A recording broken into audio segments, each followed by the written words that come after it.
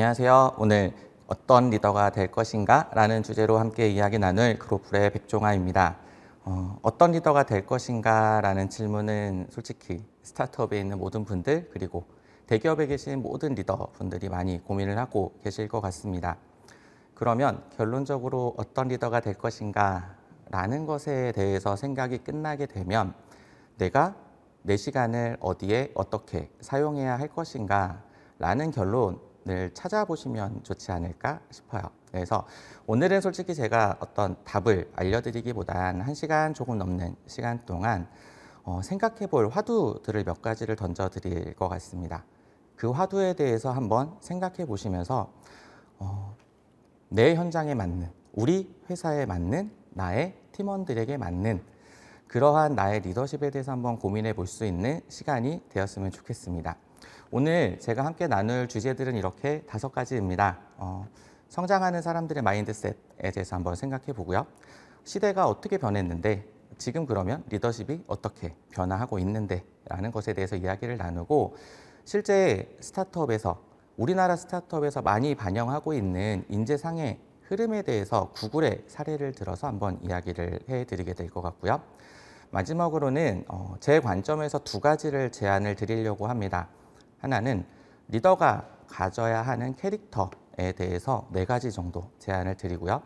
마지막으로는 리더가 성장하는 방법에 대해서 한번 공유를 해드리려고 합니다. 저를 먼저 좀 간단하게 설명을 드리면 저는 그로플이라는 회사를 운영을 하고 있고요. 그 전에는 바로 직전에는 블랭크 코퍼레이션이라는 곳에서 코치로서 CEO부터 시작해서 함께하는 매니저들, 리더들 그리고 구성원들과 함께 성장에 대해서 고민을 하고 함께 학습하면서 조금씩 성장하는 사람들이 될 수 있는 그러한 방법들을 실행으로 옮겼었고요.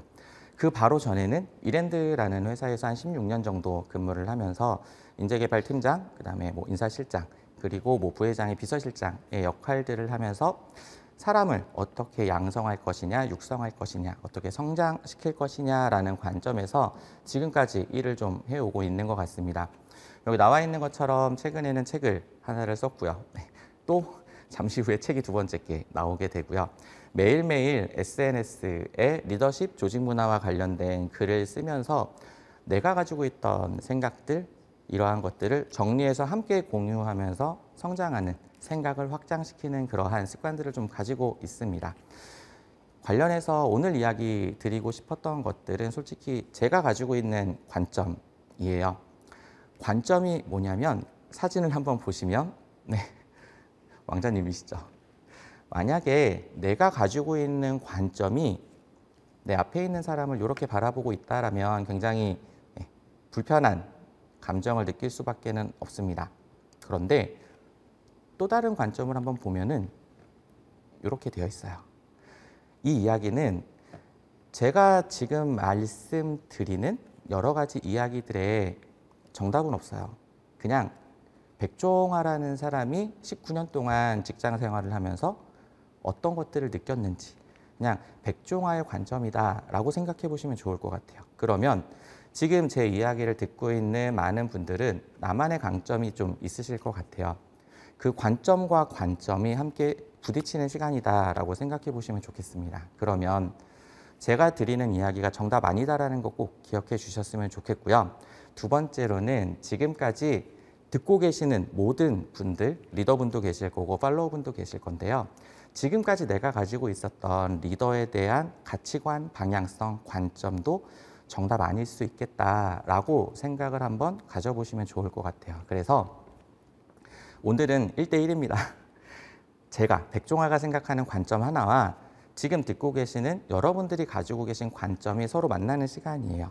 그러면 무슨 일이 벌어지지? 만약에 제 이야기 중에서 그냥 그럴듯한 거 하나 정도만 찾아보셨으면 좋겠습니다. 왜?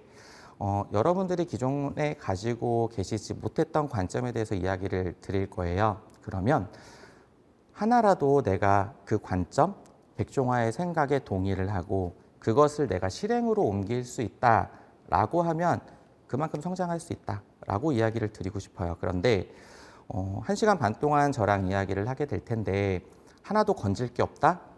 솔직히 그러기 쉽진 않습니다. 그런데 진짜 하나도 건질 게 없어서 내가 실행할 게 아무것도 없어 라고 하면 여러분들은 1시간 반 동안 열심히 드라마 보신 거랑 똑같아요. 네. 오늘의 목표 1시간 반 동안 백종화의 이야기를 들으면서 진짜 그럴듯한 거 하나만 한번 찾아보자. 그 목표를 가지고 제 관점들을 한번 이야기를 들어봐 주셨으면 좋겠습니다. 오늘의 질문은 이거예요. 나는 어떤 목표를 가지고 일을 하고 있을까? 리더가 리더십을 가져갈 때 가장 중요한 것 중에 하나는 리더가 왜 일을 하는가입니다. 그러면 구성원은요? 팀원은? CEO는? C레벨들은 동일합니다. 각자가 가지고 있는 자신만의 목표가 있고요. 일을 하는 의미가 있습니다. 그거를 찾아야 내가 어떤 리더가 되어야 하는가에 대한 방향성을 좀 찾아갈 수 있지 않을까라고 생각이 들어요. 그래서 이 질문에 대해서 오늘 하루 종일 한번 생각을 해보셨으면 좋겠습니다. 첫 번째로는 어떻게 성장할 수 있을까? 성장의 의미 그리고 성장의 방법에 대해서 한번 이야기를 나눠보도록 하겠습니다. 성장하기 위해서는 가장 중요한 건 우리가 이야기하는 컴포트 존, 안전한 지대를 넘어가야 돼요. 컴포트 존을 뭐라고 얘기하냐면 내가 잘 아는 영역 그리고 잘 하는 방법이라고 이야기를 합니다.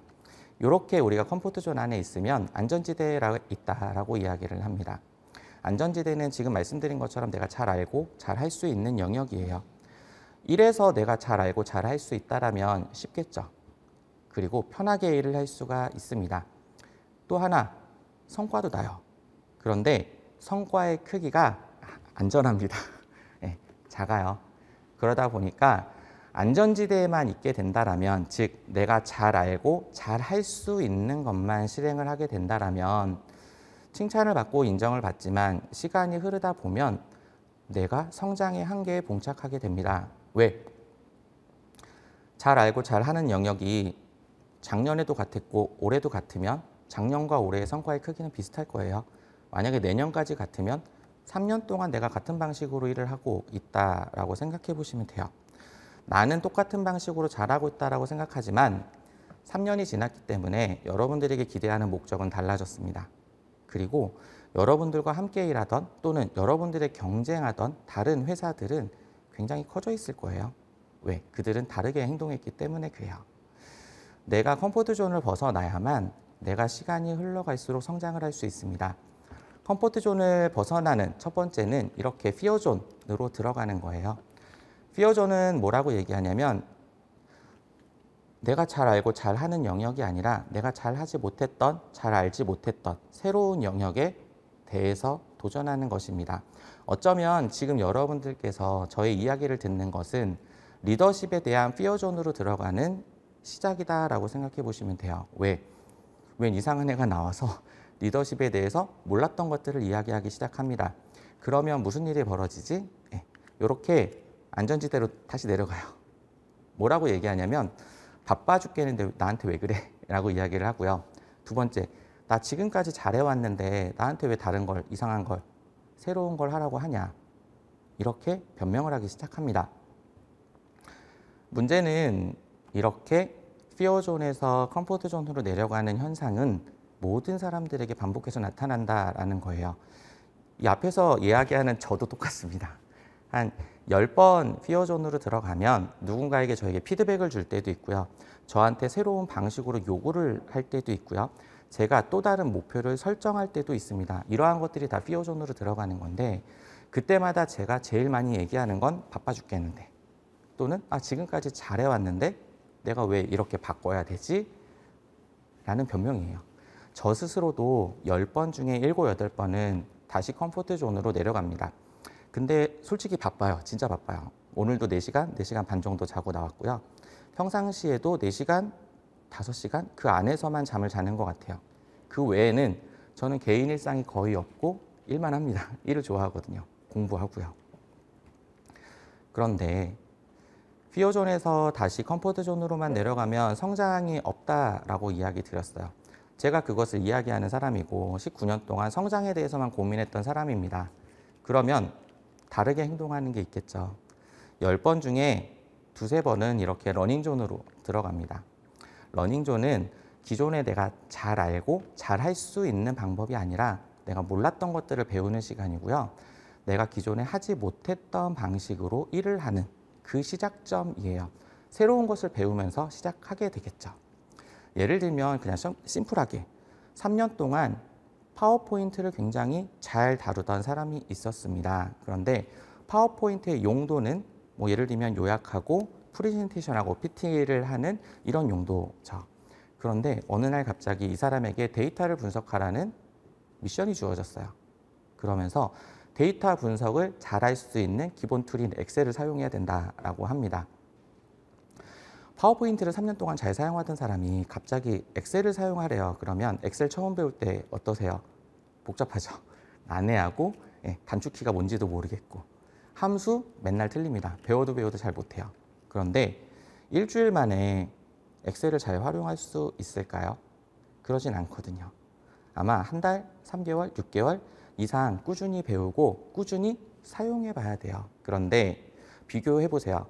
내가 파워포인트라는 컴포트 존은 정말 쉬워요. 한 장 한 장 만드는 것도 쉽고 편집하는 것도 쉽고 애니메이션 넣는 것도 쉽습니다. 그런데 엑셀은 이제 배우기 시작했기 때문에 굉장히 불편하고 어려울 거예요. 어색하고요. 차라리 그냥 파워포인트를 엑셀처럼 쓰자. 이렇게 편하게 쓰는 게 더 빠릅니다. 그런데 용도가 다르죠. 파워포인트와 엑셀은. 엑셀을 조금 더 잘 사용하면 통계, 분석, 데이터 이러한 것들을 조금 더 구체적으로 그 다음에 표로 보여드릴 수가 있는 스킬들이 생겨나요. 러닝존에서 우리가 유지해야 되는 게 하나가 있습니다. 뭐냐면 새롭게 배우는 것을 불편하다, 어색하다, 이거 성과가 안 난다라고 빠르게 포기하는 게 아니라 조금 오랫동안 러닝존에서 머무는 거예요. 유지 에너지라고 이야기를 합니다. 오랫동안 유지할 수 있으면 점점 익숙해지겠죠. 엑셀을 한 달 동안 사용하는 거, 3개월 동안 사용하는 거, 6개월 동안 사용하는 거. 실력이 달라질 거예요. 이 시간에 리더는 무엇을 해야 할까? 리더 스스로도 피어존에 들어가서 새로운 방법들을 찾고요. 러닝존에 들어가서 배우면서 내 리더십을 자꾸 테스트하셔야 돼요. 불편하고 어색해요. 1대1 미팅하세요. 피드백하세요. 칭찬하세요. 다 리더십의 스킬 안에 들어가 있습니다. 그런데 칭찬하세요. 근데 어색해서 이거 어떻게 해요? 그러면서 칭찬을 안 해요. 피드백하세요 라고 하는데 피드백 불편해서 어떻게 해요? 저 사람이랑 상처받으면 어떻게 해요? 해야 돼요. 그러면 어떻게 잘할 것인가를 배워서 피드백 스킬들을 활용을 하고요. 그 사람에게 도움되는 형태로 인정 칭찬을 해야 되겠죠. 이렇게 훈련을 하다 보면 어색했던 것이 익숙해지는 시간이 됩니다. 그때 우리가 성장한다라고 이야기를 해요. 이 성장한다라는 개념이 뭐냐면 러닝존까지 왔었던 나의 학습이 컴포트존이 된 거예요. 즉, 이제는 엑셀도 파워포인트만큼 익숙하게 사용을 하게 됐고요. 엑셀로 내가 표현할 수 있는 데이터들을 찾아내기도 하고 이제 기록하기도 한다라는 내용입니다. 그렇게 되면 이제 내가 파워포인트와 엑셀을 둘 다 사용할 수 있게 돼요. 그럼 내가 무기가 두 개가 된 것이기 때문에 데이터를 분석하건 데이터를 정리하건 이제 누구보다 잘할 수 있게 됩니다. 이렇게 되면 무슨 일이 벌어질까? 성과를 조금 더 빨리 낼 수가 있게 되고요. 기존에 하지 못했던 일들을 할 수 있게 돼요. 더 높은 목표를 수행할 수 있는 준비가 됐다라고 생각하시면 돼요. 그리고 나선 이렇게 또 다른 피어존이 나에게 다가옵니다. 공무원들 자료 만들래요? 그럼 뭐를 써요? 한글을 쓰죠. 파워포인트랑 엑셀 쓰는 것도 힘들어 죽겠는데 이제는 한글까지 배우래요. 어떻게 해요? 공무원들이랑 비즈니스 하려면 한글 배워야죠. 언제까지 이게 반복될까? 죽을 때까지 반복됩니다. 특히 리더십은 끊임없이 반복되는 것 같아요. 왜 그러냐면 조직에서의 리더십은 가정에서의 엄마, 아빠 또는 아내, 남편으로서의 리더십과 동일합니다. 또 성장하다 보면 할아버지가 되기도 하고요. 할머니가 되기도 하겠죠.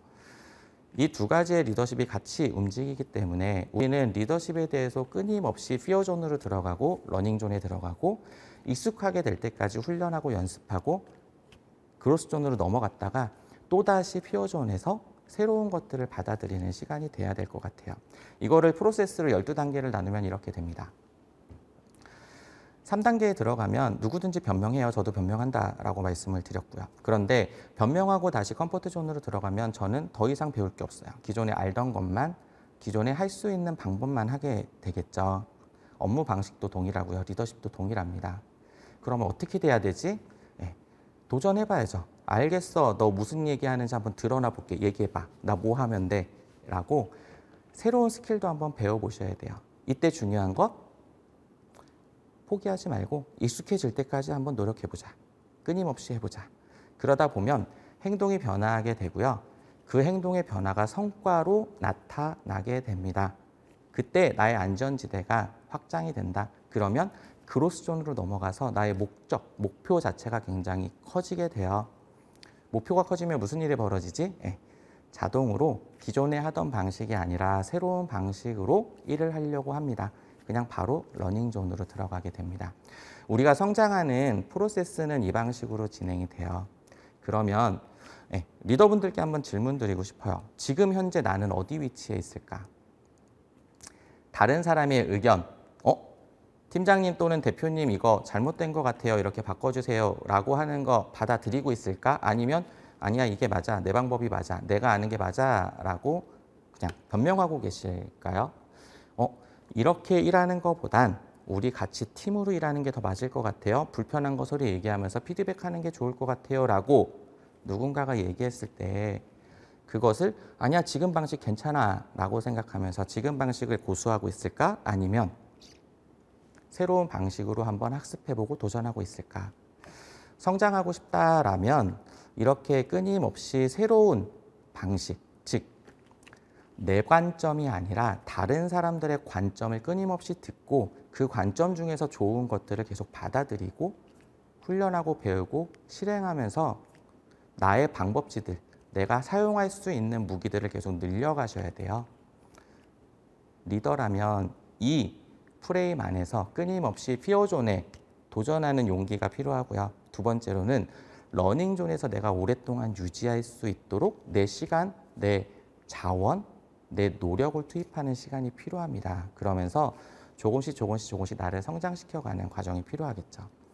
두 번째로는 리더이기 때문에 나와 함께하고 있는 팔로워들이 현재 어디 위치에 있지? 변명하고 있나? 변명하면 어떻게 해요? 변명한다고 뭐라고 구박하실 거예요? 그러면 더 컴포트 존으로 들어가요. 왜? 인정받으려고 갈 거니까. 변명하고 있으면 그래 너가 그렇게 어려워하는 거 알겠어.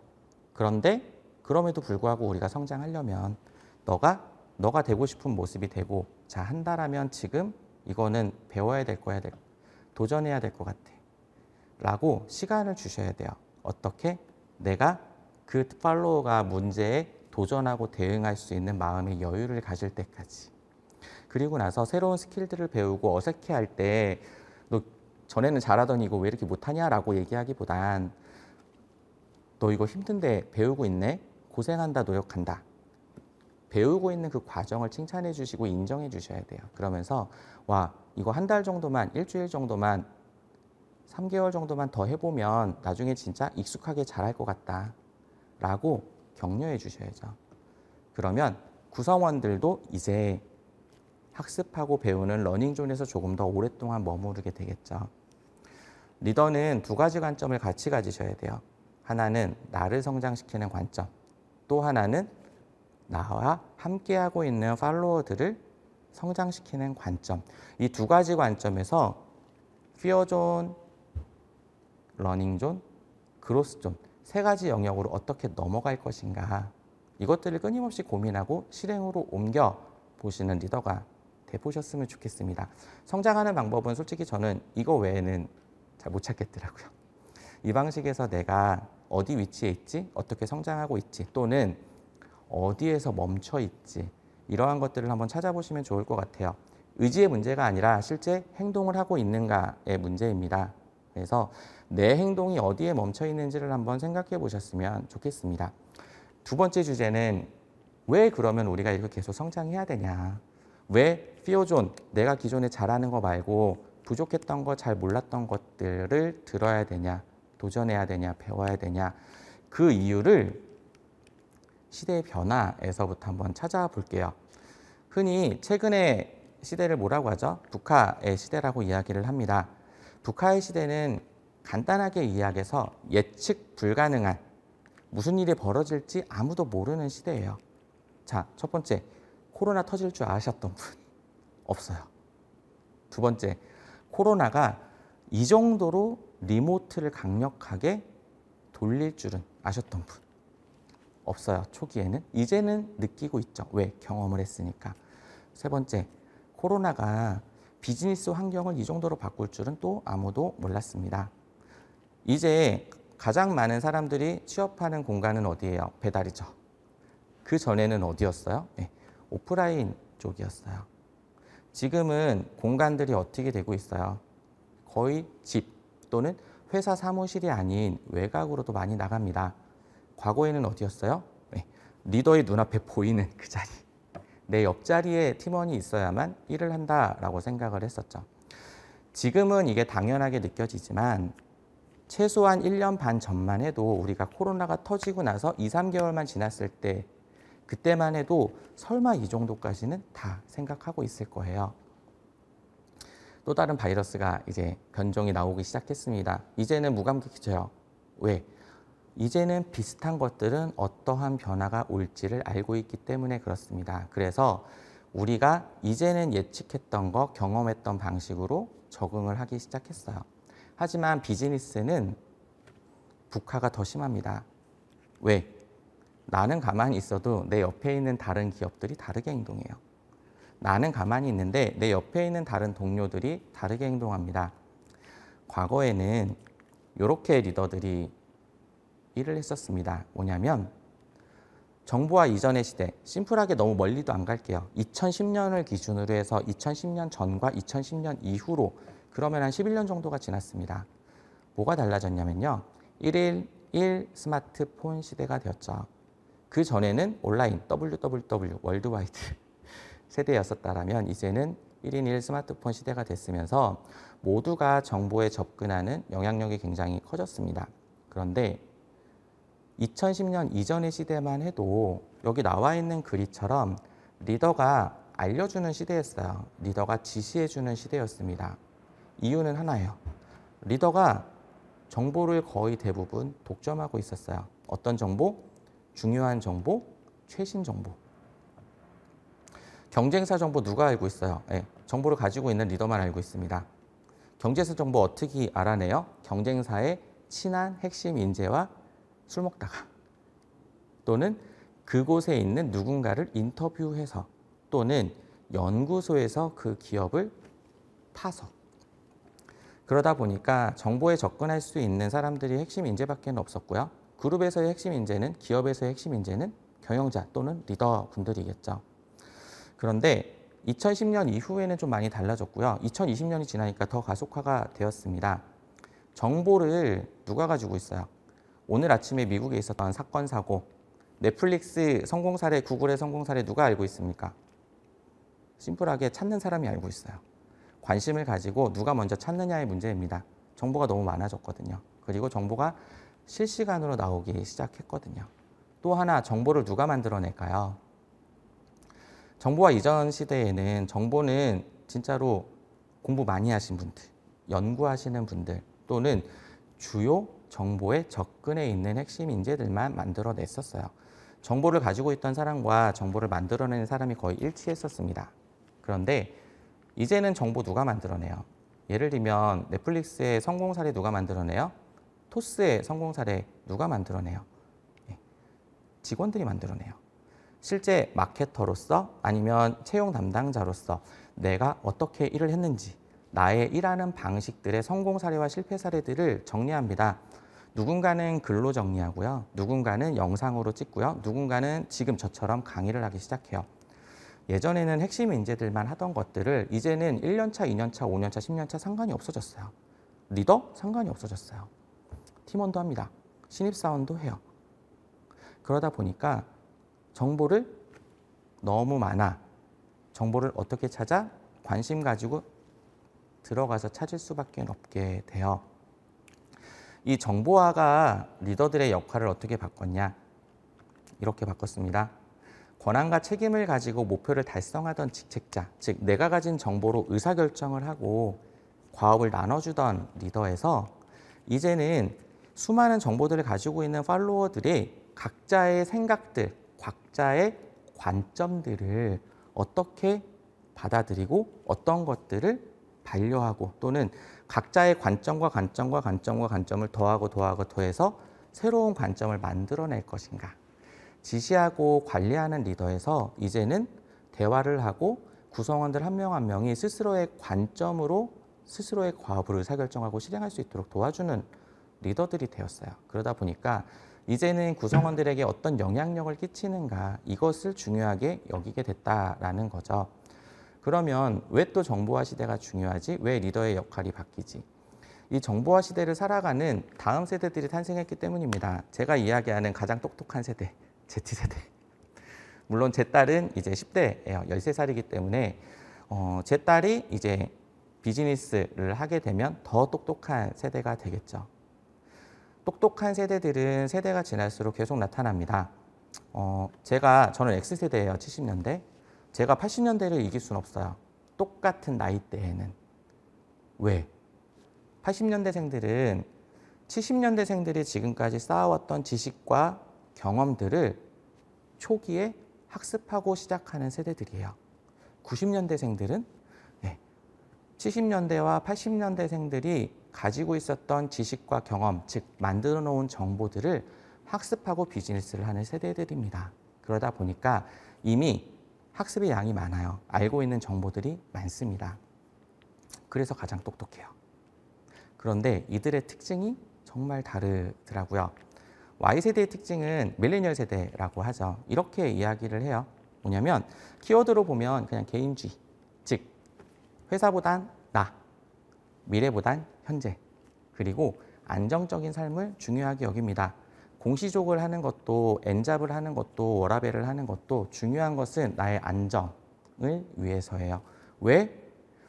밀레니얼 세대들의 부모들이 경험했던 것들이 뭘까요? 바라보면 서브프라임 모기지와 같은 글로벌 국제 금융 위기들을 꽤 많이 거쳤어요. 저도 IMF 세대입니다. IMF 때 대학에 있었고요. IMF가 끝나자마자 저는 취업을 했어요. 그러면서 X세대들은 어떤 관점을 가지고 있냐면 회사가 무너지면 안 되겠다. 즉 회사를 지키자라는 관점에서 조직 중심의 의사결정을 하고 행동을 해요. 그런데 부모들이 IMF, 그다음에 밀레니얼 세대를 겪으면서 부모님들의 안전을 회사가 책임져 주지 않는 것들을 봤던 그 자녀들의 세대인 밀레니얼 세대들은 회사 믿으면 안 되겠다. 회사는 회사고 나는 나야.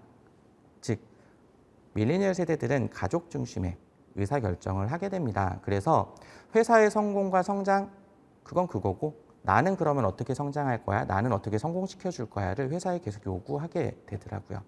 그러다 보니까 회사는 나와 계약관계, 그래서 회사는 나의 성장과 성공을 도와주는 올해의 코스, 내년의 코스는 내년에 결정되는 거고요. 내후년의 코스는 내후년에 결정이 되는 거예요.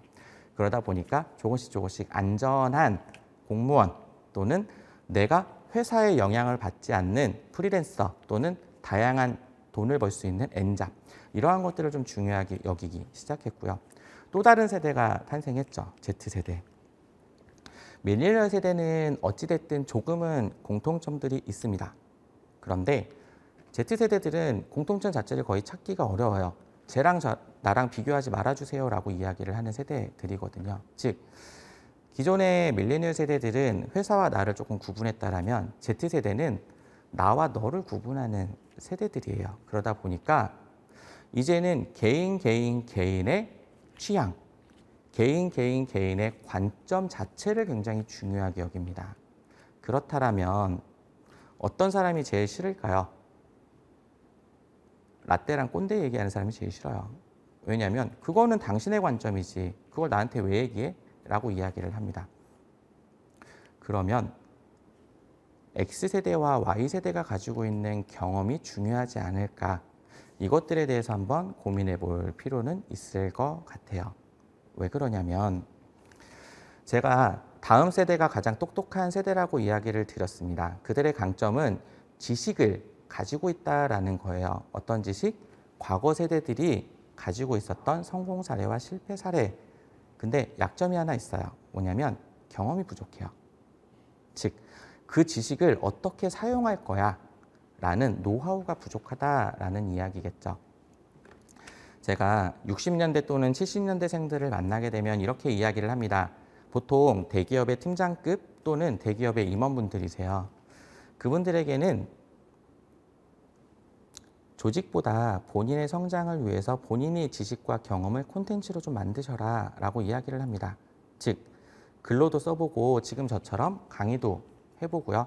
다른 사람들 코칭도 해보고 컨설팅도 해보고 다양하게 내 지식과 경험을 쏟아내는 콘텐츠를 만들어내는 시간들을 가지면 60, 70년대생들이 성공할 수 있는, 성장할 수 있는 방법들을 좀 찾을 겁니다 라고 이야기를 해요.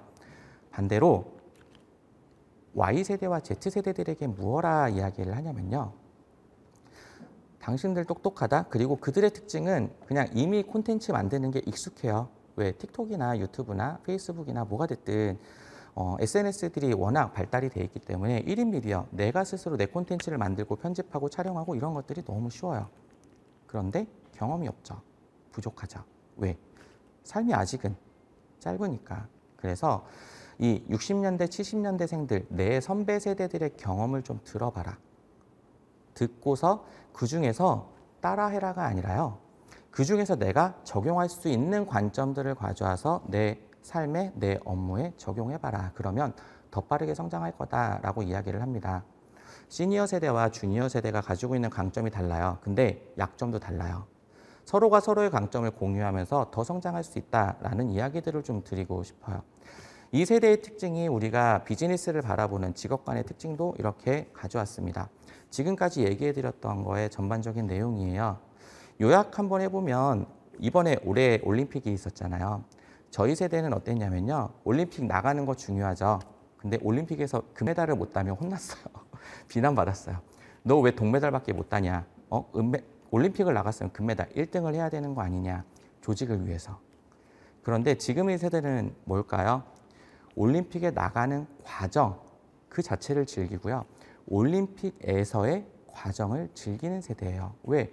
내가 그만큼 최선을 다해서 노력했으니까. 올림픽에 나갔는데 최선을 다하지 않는 사람이 있을까요? 최선을 다했어요. 단지 결과가 메달이 아닌 것뿐이죠. 이제는 과정에서의 성장을 굉장히 즐기는 세대들이 됐습니다. 그러다 보니까 조직에서 저와 같은 라떼와 꼰대 선배들이 이야기하는 성과 중심, 조직 중심 이런 것들을 동의하지 못해요. 왜? 그거는 회사잖아요. 내가 아니잖아요. 이 차이가 이제는 리더의 리더십에도 영향을 끼치게 됐습니다. 즉, 리더분들에게 이 세대의 특징을 이야기 드리는 이유는 세대를 이해하지 않고서는 리더십의 변화가 오질 못해요. 왜? 당연히 내가 여태까지 자라왔던, 내가 성장했던 내 관점으로만 그들을 바라볼 수밖에 없거든요. 중요한 건 내 관점이 아니에요.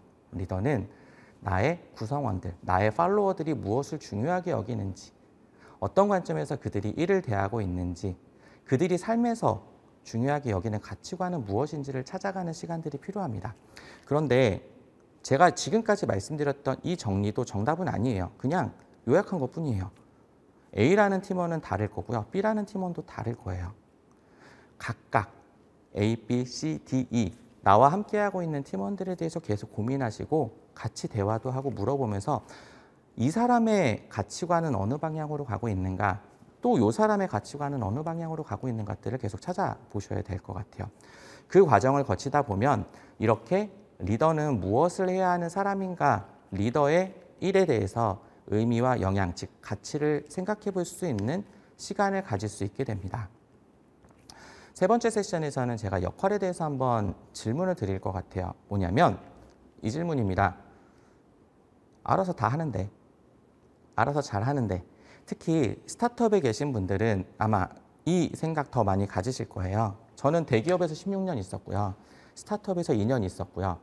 지금은 스타트업과 한 70%의 시간을 쓰고 30%는 대기업과 시간을 씁니다. 너무 많이 달라요. 스타트업은 주도적으로 일하는 사람들이 꽤 많습니다. 신입사원들도 아시겠지만 다 그런 건 아니에요. 그러면 주도적으로 일하는 팀원들이 많은데 리더가 꼭 필요할까요? 알아서 하면 되는 거 아닐까? 이 질문 하나가 있고요. 두 번째로는 그러면 진짜 탁월한 리더는 뭘까? 이것에 대해서 한번 고민을 해볼 필요는 있을 것 같아요. 그래서 구글의 3가지 HR 프로젝트에 대해서 한번 이야기를 드려보려고 합니다. 구글의 이야기, 거기다가 10년, 20년 전의 이야기를 왜 해요? 라고 질문하시면 이 실제 3가지의 프로젝트의 결과들이 지금 현재 우리나라의 스타트업들에서 꽤 많이 러닝하고 있어요. 구글이 좀 빨랐던 거죠. 이 사례들이 우리한테 적용이 되면서 실제 우리나라 스타트업들의 일하는 방식, 조직 문화가 꽤 많이 변하고 있고요. 리더들의 성장과 학습의 방향성들도 많이 달라지고 있습니다. 들어보시면서 한번 나의 적용점을 찾아보셨으면 좋겠어요. 먼저 2001년도에 썼던 디스오그 프로젝트입니다. 디스오그 프로젝트는 제가 조금 아까 드렸던 질문 중에 리더가 꼭 필요한가? 라는 질문에서 시작했었던 프로젝트예요. 뭐냐면 개발자 조직에서 실제 구글이 대학생들이 만든 회사잖아요. 그러다 보니까 초기에는 동아리 같은 문화들이 좀 많았어요. 굉장히 자유롭고 스스로 하고 싶은 일을 찾아서 하는 문화가 있었죠. 그러다 보니까 개발자들도 이렇게 질문을 했습니다. 우리 각자가 다 알아서 의사결정하고 열심히 일하고 주도적으로 하는데 리더가 필요해? 매니저가 필요해? 라는 질문을 던졌어요. 근데 그것에 대해서 경영진에서 전향적으로 생각을 했습니다. 생각해보니 그러네? 그래서 그냥 한순간에 매니저들을 싹 없앴어요. 그래서 조직의 구조를 팀 1 그리고 임원 이렇게 2개로만 구분을 했습니다. 무슨 일이 벌어졌을까요?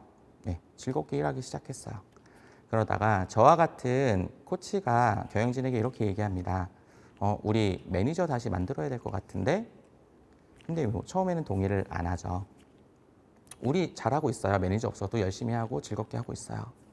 그런데 또다시 한번 이렇게 이야기를 합니다. 매니저 다시 만들어야 될 것 같은데? 그래서 한번 직원들에게 물어봅시다 라고 하면서 경영진과 함께 복도를 거닐면서 매니저 없으니까 어때? 라고 물어보기 시작했습니다. 매니저를 왜 없앴어요? 팀원들이 우리 매니저 필요 없다라고 해서 없앴죠. 그런데 시간이 흘러 다시 물어보기 시작하니까 이제 우리 매니저 만들어주세요 라고 다시 이야기를 하는 겁니다. 자기들이 없애달라고 그래서 없앴더니 왜 또 만들어달라고 그래요? 그 역할이 필요했었던 거예요. 그래서 한 1년 6개월 정도가 지난 이후에 다시 구글은 매니저를 만들었습니다. 그리고서 정의를 했어요. 매니저의 3가지 역할에 대해서. 이 3가지 역할은 팀원들이 요구했었던 역할입니다. 이렇게 3가지예요. 첫 번째로는 내가 전문 스킬에서 보고 배울 수 있는 사람이 필요하다. 즉, 나의 전문 스킬에서 롤모델이 될 수 있는 사람이 나의 리더였으면 좋겠다. 두 번째, 회사는 점점 커지고 있습니다. 조직이 커진다는 얘기는 뭐예요? 개인이 협업하는 영역들이 점점 늘어났다라는 얘기고요. 개인이 정보를 다뤄야 되는 양이 많아졌다라는 거예요. 그러면 신입사원은, 주니어들은 잘할 수 있을까요? 네, 어려워요. 왜? 정보를 가지고 있어도 해석이 어렵고요. 이렇게 의사결정을 하면 무슨 일이 벌어질지 이것에 대해서 고민을 하기 시작합니다. 그러다 보니까 이러한 리더를 요구를 했어요. 의사결정을 잘해줄 수 있는 리더가 필요해. 그래서 2번째 리더의 역할이 됐습니다. 마지막으론 구글은 굉장히 다양한 사람들을 채용해요. 그리고 각자의 생각들을 굉장히 중요하게 여깁니다. 즉 10명이 있으면 10개의 관점, 5명이 있으면 5개의 관점을 모두 동등한 위치에서 토론한다라고 생각하시면 될 것 같아요. 그러다 보면 무슨 일이 벌어져요? 국가도 다르고 나라도 다르고 인종도 달라요. 그럼 문화도 다르겠죠. 거기에 각각이 가지고 있는 생각의 가치관도 다릅니다. 네, 싸워요. 갈등이 생길 수밖에 없습니다. 그러다 보니까 이 어색한 사이, 갈등을 중재해주는 케어하는 사람이 필요해. 어쩌면 카운셀러의 역할이기도 하고 케어의 역할이기도 하고 코치의 역할이기도 했었어요. 이 3가지의 역할을 바탕으로 해서 이제 구글은 리더들에게 역할을 부여하고 리더들에게 일을 할 수 있도록 기회를 줬습니다. 그러다가 2008년이 됐을 때 궁금했어요. 어떤 리더는 일을 잘해요. 그리고 구성원들이 저 리더랑 함께 하고 싶어 라고 이야기를 합니다. 그런데 어떤 리더는 반대로 저 사람 밑에서는 계속 사람들이 퇴사하기 시작하는 거예요. 또 성과도 안 나요. 그 차이가 뭘까? 역할은 동일한데 뭐가 다른 거야? 그래서 옥션 프로젝트를 통해서 탁월한 매니저, 탁월한 리더가 가지고 있는 행동 특징 8가지를 분석하기 시작했습니다. 그 결과가 이렇게 8가지예요. 첫 번째, 최고의 팀장은 좋은 코치다. 즉, 탁월한 리더의 정의를 좋은 코치라고 정의를 내렸습니다. 그리고 2번부터 8번까지는 좋은 코치가 실제 구성원, 팀원들과 어떻게 대화하고 어떻게 행동하는지 그 행동을 나타낸 것이에요. 조금 쪼개서 본다라면 첫 번째, 좋은 특치의 특징은 좋은 코치는 정답을 알려주는 사람이 아니에요. 즉, 지시하는 사람이 아닙니다. 그럼 어떻게 하지? 여기 3번에처럼 투명하게 구성원들이 의사결정을 하기 위해 필요한 정보들을 끊임없이 공유해줘요. 회사의 데이터, 고객의 데이터, 정보들을 계속 공유해주고요. 여기서의 정보 중에 하나는 이것도 있습니다. 리더가 알고 있는 지식과 경험까지도 공유해줘요. 특히 리더를 평가하는 질문 중에 이런 것도 있어요. 당신의 리더가 외부에서 가지고 있는 멘토로부터 받은 지식과 경험을 공유해 주는가? 즉, 밖에서 배운 것까지 리더가 공유해 줘야 되는 거예요. 누구한테? 우리 회사의 팀원에게. 왜? 2번에 있는 것처럼 팀원이 스스로 정답을 찾아내게끔 도와주기 위해서. 이게 리더가 해야 되는 특징이다라는 거죠. 그러면 한번 생각해 보세요. 나는 지시하는 리더인가? 아니면 스스로 구성원들이 정답을 찾아내도록 도와주는 리더인가? 나는 구성원들의 이야기를 들어주는 리더인가? 아니면 그냥 내가 하고 싶은 말 하는 리더인가? 나는 내가 알고 있는 지식과 정보들을 구성원들에게 전달하고 있는가? 아니면 알아서 성장하라고 방치하는가? 좋은 코치의 차이이고요. 두 번째로 보면 이렇게 돼요. 팀원의 경력 개발을 해줍니다. 저도 대기업에 있었잖아요. 대기업에서 직원의 경력 개발을 해준다? 그러면 회사 안에서 어떻게 성장할 거야입니다. 우리 회사에서 팀장 돼야지. 우리 회사에서 임원 돼야지. 우리 회사 잘 되면 너 경영자 해야지. 이게 회사가 제공해 줄 수 있는 경력 개발이었어요. 그런데 구글에서 탁월한 팀장들은 어떻게 하고 있냐면요. 8번을 보세요. 개인의 상태에 대해서 관심을 가지면서 다른 곳으로 이직한다라고 했을 때 진심으로 박수 쳐주고 축하해 준다. 이 얘기는 뭐냐면요. 개인의 경력 개발이 회사 안에서가 아니라 자신의 삶에서 경력 개발을 시켜준다라는 거예요. 그렇다면 무엇을 알아야 돼요? 구성원의 꿈과 비전이 어디에 있는지를 알아야 되겠죠. 구성원이 뭘 잘하는지, 뭘 싫어하는지, 뭘 못하는지를 알아야 되겠죠. 구성원이 3년 후에 제 사업하고 싶습니다. 그래. 그러면 너 사업하기 위해서 지금 우리 회사에서 뭐 해야 될까? 이런 것들을 체크해 줘야 돼요. 구성원이 자신의 꿈, 자신의 경력을 개발할 수 있도록 현재 내가 줄 수 있는 전문성, 회사 안에서 경험할 수 있는 직무, 과업, 프로젝트 이런 것들을 연결해 주면서 성장할 수 있도록 도와줘야 된다는 게 좋은 코치의 행동이다라는 거죠. 이게 두 번째예요. 세 번째로 보면 이렇게도 답니다. 그럼에도 불구하고 퍼주기만 하는 게 아니에요. 구성원의 성장을 통해서 조직의 성과를 만들어냅니다.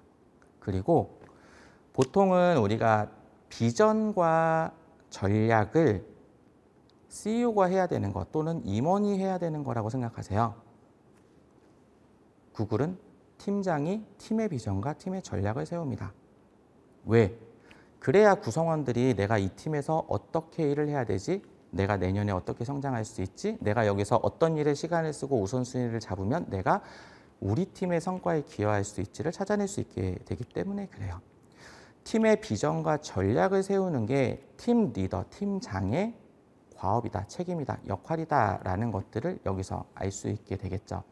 좋은 코치라는 첫 번째, 두 번째로는 팀원들을 성장시키는데 내가 정답을 알려주고 지시하는 게 아니라 그들이 스스로 정답을 찾아낼 수 있도록 도와주는 역할을 한다. 세 번째, 경력 개발. 즉, 팀원의 삶에서 그들이 삶에서 성장할 수 있게, 삶에서 자신의 비전을 이룰 수 있게 도와준다. 네 번째, 팀의 비전과 전략을 세우면서 팀에 성장할 수 있도록, 그러면서도 팀의 목표를 달성할 수 있도록 도와준다. 이 네 가지가 산소 프로젝트에서 나왔던 구글의 최고의 팀장들이 가지고 있었던 8가지 행동 특징이에요. 그러다가 2016년, 17년 정도에 두 가지가 이렇게 추가됐습니다. 뭐냐면 협업과 관련된 부분이었어요. 왜? 구글이 이제 너무 커졌어요. 너무 커지다 보니까 이제는 협업해야 되는 상대들이 너무 많아졌습니다. 예전에는 개인과 개인이 협업했다라면 이제는 팀과 팀이 협업하고요. 국가가 국가 이렇게 협업을 하다 보니까 더 많은 의사소통, 더 많은 공동 작업, 그리고 더 많은 정보들을 통해서 의사결정이 필요해졌습니다. 그러다 보니까 이제는 산소 프로젝트를 통해서 최고의 리더는 10가지의 행동을 하게 됐습니다. 이거는 최고의 팀장이 한 명의 팀원에게 어떻게 행동하고 있는가, 10명의 팀원이 있으면 10명의 팀원에게 각 1번부터 10번까지 행동을 하고 있을 거예요. 어떤 팀원은 나한테 2번을 잘해줘, 어떤 팀원은 나한테 3번을 잘해줘, 이렇게 다르게 평가할 수도 있다라는 거예요. 그러면 또 하나의 특징을 한번 찾아볼게요. 그게 아리스토텔레스 프로젝트입니다. 여러분들이 굉장히 잘 알고 계시는 심리적 안정감이 나왔었던, 그 결과가 나왔었던 프로젝트예요. 영어는 일단 저도 별로 안 좋아해서 한국어로 보도록 하겠습니다. 첫 번째 디스오그 프로젝트가 리더의 역할을 찾아갔던 프로젝트라면, 두 번째 옥션 프로젝트는 탁월한 리더의 행동 특징을 찾아내는 프로젝트였습니다. 아리스토텔레스 프로젝트는 그러면 최고의 팀, 즉 팀의 문화는 어떠한가라는 것들을 찾아갔던 프로젝트예요. 팀의 문화가 가장 누구에게 영향을 많이 받을까라고 하면 팀장이겠죠. 그래서 이것도 팀 리더십 관점에서 측정을 했습니다. 결과적으로 봤더니 5가지가 중요하더라. 즉 5가지의 특징을 가지고 있는 팀이 가장 탁월한 팀이더라라는 결론이 내려졌습니다. 첫 번째로는 팀의 모든 구성원들이 자신이 하고 있는 일이 내 동료들에게 어떤 영향을 주는지, 우리 회사에 어떤 영향을 주는지, 우리의 고객에게 어떠한 가치를 제공해 주는지를 알게 된 거예요. 임팩트. 두 번째로는 그 임팩트를 통해서 내 일의 가치를 플러스로 더 업그레이드 시킨 거죠. 예를 들면 저는 지금 강의를 하고 있어요. 또는 저는 글을 씁니다. 또는 저는 코칭을 해요. 컨설팅을 하기도 하고요. 그러한 것들은 제가 일을 하는 저의 태스크죠. 그런데 제 일의 의미는 뭐예요? 저와 함께 하고 있는 사람들이 저를 통해서 성장하는 것입니다. 즉, 제가 하는 일에 가치를 매긴다, 저의 하는 일에 의미를 넣는다라고 하면 저는 여러분들을 성장시키는 사람이다. 뭐로? 제가 가지고 있는 지식과 경험으로. 여러분들이 가지고 있는 문제, 장애물, 병목 이러한 것들을 넘어설 수 있도록 도와주는 사람인 거예요. 최고의 팀들은 지금 말씀드린 것처럼 이러한 의미들을 하나씩 가지고 있습니다. 그러면서 조금 아까 비전과 미션 얘기했죠. 비전과 전략 이야기했죠. 체계와 명확성. 우리 팀이 지금 해야 되는 구체적인 목표가 뭐야? 이것들을 하기 위한 전략이 뭐야? 올해의 전략이 뭐야? 이번 달의 전략이 뭐야? 내년의 전략이 뭐야? 우리 팀이 가야 될 비전이 뭐야를 체계적이고 명확하게 정렬이 되어 있어요. 구성원들이 모두가 다 그걸 알고 있어요. 그러면 어떻게 돼요? 구성원들 한 명 한 명이 자신이 하고 있는 일이 어디 위치에 어떤 기여를 하고 있는지, 내년엔 내가 어떤 거에 도전을 해야 되는지를 예측할 수 있게 되겠죠. 이 세 가지가 연결이 되면 구성원 한 명 한 명이 주도성을 갖게 됩니다. 우리 팀이 만약에 직원들이 주도적이지 않아, 시키는 것만 해, 그러면 한번 보세요. 이 중에 뭐가 빠져 있는지. 아마 세 가지가 다 빠져 있을 것 같아요. 맨 밑단계 일의 영향부터 생각해야 돼요. 그러면 당신이 하고 있는 일은 누구에게 영향을 줍니까? 당신의 고객은 누구입니까? 당신의 고객은 당신을 통해서 어떤 가치를 얻고 있습니까? 이런 질문을 던졌을 때 자신만의 생각을, 자신의 관점을 이야기할 수 있어야 되는데 보통은 얘기를 못해요. 왜? 생각을 안 해봤거든요. 왜? 아니, 리더도 생각을 안 해보고 있는데 팀원들이 어떻게 그 생각을 하겠어요? 리더부터 이 생각을 하면서 같이 팀원들과 공유하는 시간, 토론하는 시간, 그러면서 우리만의 일의 정의, 우리만의 일의 가치, 우리의 전략, 비전 세워가는 시간들이 필요하다라는 거죠. 그리고 나서 상호 의존성, 혼자 일하는 게 아니라 협업하고 함께 일한다. 그리고 내가 가지고 있는 약점 너가 잘하니까 이거는 너가 해. 즉 강점으로 일할 수 있는 조직이 됩니다. 이때는 두 가지. 구성원 모두가 책임지는, 자신의 과업을 책임지고요. 시간 약속을 지키는 책임지는 실력을 가지고 있고 신뢰의 행동을 하고 있고요. 두 번째, 끊임없이 자신의 직무의 실력을 키우고 학습하고 피드백하는 그러한 행동들을 하고 있습니다. 그러다 보니까 한 명 한 명이 성장하고요. 자신의 과업을 책임지니까 회사는, 팀은 믿을 수 있게 되겠죠. 그러면서 우리가 이야기하는 심리적 안정감, 업무와 관련해서 모두가 자신의 이야기를 얘기할 수 있는 거예요. 팀장님께 저는 팀장님 의견에 반대합니다. 팀장님 이거 잘못하신 것 같은데 이거 이렇게 해야 되는 거 아니에요? 라는 얘기를 아무 거리낌 없이 편하게 이야기할 수 있어야 되고요. 팀장님도 그 이야기를 들었을 때 뒤에서 보복하는 게 아니라 해코지하고 평가 낮게 주는 게 아니라 나 그거 생각 못 했는데 얘기해줘서 너무 고맙다. 그럼 내가 그거 한번 피드백 해볼게. 그거 한번 생각해 볼게. 라고 긍정적으로 이야기할 수 있는 팀이 된다라는 거예요. 디스오그 프로젝트에서의 역할, 그리고 버전업된 옥션 프로젝트에서의 10가지 행동, 그리고 마지막으로 아리스토텔레스 프로젝트를 통해서 우리 팀의 문화를, 즉 우리 팀에 있는 모든 멤버들이 어떻게 생각하고 어떻게 행동하고 있는지를 나타내는 이 5가지 특징을 만들어내는 게 리더다라는 거예요. 또 다른 서브 프로젝트를 하나를 했었습니다. 뭐냐면 상위 25%의 리더와 하위 25%, 즉 퍼포먼스를 내는 상위 25%와 하위 25%의 리더는 그대로 뒀어요. 대신에 밑에 있던 팀원들을 이렇게 옮겼습니다. 무슨 일이 벌어졌냐? 자, 지금까지 제가 이야기 드리는 건 리더가 중요하다라는 거잖아요. 리더의 역할, 리더가 어떻게 어디에 시간을 써야 하는가라는 걸 말씀을 드렸는데 이렇게 바꾸면 무슨 일이 벌어져야 될까요? 리더는 가만히 있으니까 똑같은 결과가 나와야 돼요. 결과는 똑같았어요.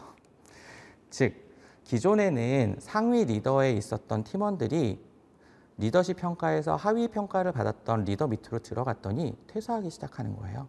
그러면서 구글의 가이스트라는 이 설문조사 이쪽에 이렇게 이야기를 합니다. 우리 팀장은 나의 경력 개발을 도와주지 않아. 나의 성공과 성장에 관심이 없어. 라고 불만을 내기 시작해요. 즉 리더가 팀원들에게 어떻게 행동하느냐가 팀의 퍼포먼스 성과에도 영향을 끼친다. 그리고 구성원들이 행동에도 영향을 끼친다. 이 얘기는 최고의 리더 밑에 있는 팀원들은 끊임없이 계속 성장을 할 거예요. 왜? 성과가 난다라는 얘기는 그만큼 일하는 방식들이 계속해서 바뀌어가고 있다라는 겁니다. 리더십 평가에서 낮은 평가를 받았던 구성원들은 계속해서 나가게 돼요. 그러면서 자신을 성장시켜주고 성공시켜줄 수 있는 곳으로 찾아갑니다. 여기서 중요한 것은 있어요. 뭐냐면 리더십 평가의 기준입니다. 각각의 회사마다 리더십 평가의 기준들이 있으실 거예요. 근데 그게 누구를 향하고 있는지를 보셔야 돼요. 구글의 리더십을 평가하는 질문은 11가지입니다. 여기 보시는 것처럼요. 그런데 방향성이 누구를 향하고 있냐면요. 절대 CEO나 회사를 향하고 있지 않아요. 보면 다 팀원을 향하고 있습니다. 팀원의 성장을 도와주고 있느냐, 팀원의 성공을 도와주고 있느냐. 거의 대부분의 회사에서의 리더십 평가를 들여다보면 그건 리더십 평가가 아니라 팔로우십 평가더라고요. 즉 CEO 또는 임원분에게 맞는 리더들을 만들어내는 거지 구성원들에게 맞는, 팀원들에게 맞는 리더, 팀원들을 성장시키는 리더를 양성하는 평가는 아닙니다. 평가 자체에서부터 잘못됐기 때문에 어쩌면 우리가 이야기하는 리더십 평가의 좋은 사람과 나쁜 사람을 구분하기가 굉장히 쉽진 않다라는 거예요. 들여다봤으면 좋겠어요. 우리 회사는 팀장 또는 우리 회사의 리더들을 어떤 모습으로 기대하고 있는가. 그게 평가의 기준입니다. 그리고 그들에게 요구하는 역할이고요.